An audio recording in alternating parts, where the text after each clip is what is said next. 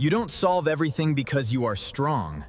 You solve everything because, at some point, you had no choice. And that difference? It changes everything. Stay with me until the end. This video won't explain anything to you. It's gonna show you yourself. And if you are not subscribed yet, subscribe now.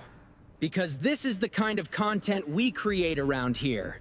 Let me describe a moment to you. Something breaks, a crisis appears, a problem arises out of nowhere, and while everyone freezes, you fall silent. Not out of fear, out of pure focus. Your mind has already begun, it's already analyzing, it's already 3 steps ahead, putting together the solution while the others are still processing the problem. There's something almost comfortable about that, you know? In chaos, you find yourself. In chaos, you know exactly who you are. And then comes the part almost nobody talks about. When everything is going well, you don't know what to do with yourself.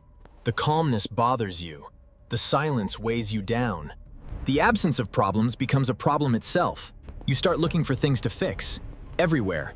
In work, in people, in plans. Because stopping hurts in a way you never learned to name. And here is exactly the turning point that changes everything.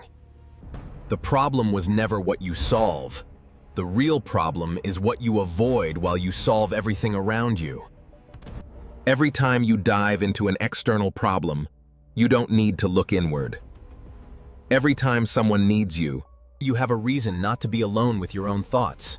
Every crisis managed is another day without asking, what do you want to explore? Without having to sit with your own life and ask honestly, how am I really doing? Solving became an escape. Not out of weakness, out of pure survival. And this didn't start yesterday. It started when you were much younger. When the environment around you wasn't stable. When you learned, too early, that you couldn't depend on anyone. That if something needed to be done, it would be you. That crying didn't help.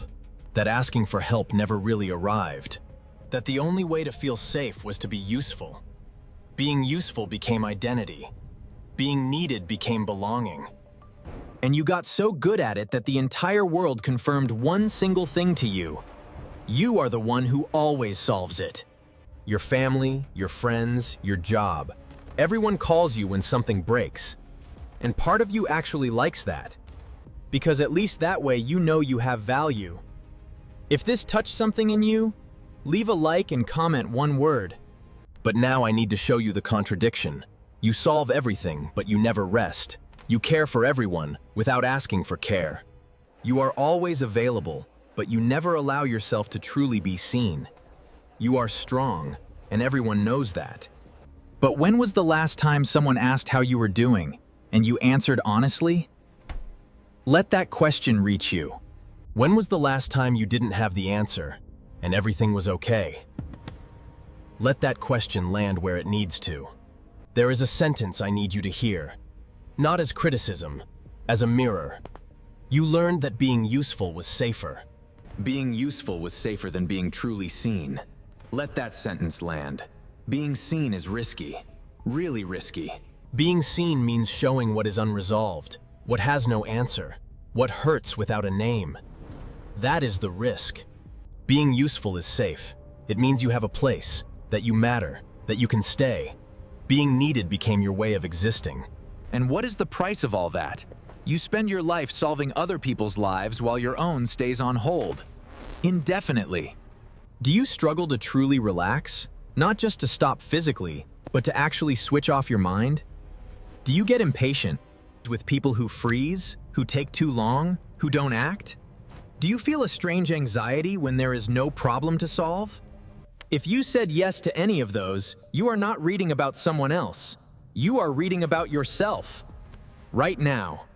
And I am not going to romanticize this. What you carry has value, real strength, genuine competence, but it comes at a cost.